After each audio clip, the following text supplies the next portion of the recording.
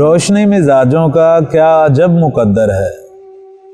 रोशनी मिजाजों का क्या अजब मुकद्दर है। जिंदगी के रास्ते में बिछने वाले कांटों को राह से हटाने में, एक एक तिनके से आशियां बनाने में, खुशबुएं पकड़ने में, गुलसितां सजाने में उम्र काट देते हैं।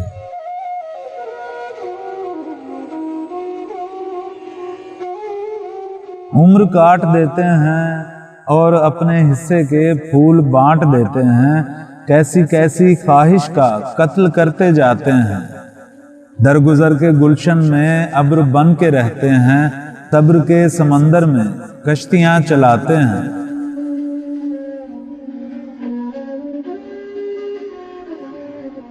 ये नहीं कि उनको इस रोजो शब की काविश का कुछ सिला नहीं मिलता। मरने वाली आंसुओं का खूब बहा नहीं मिलता।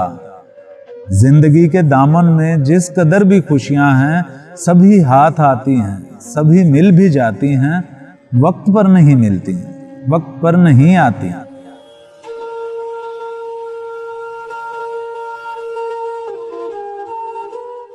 यानी उनको मेहनत का अज्र मिल तो जाता है, लेकिन इस तरह जैसे कर्ज की रकम कोई किस्त किस्त हो जाए।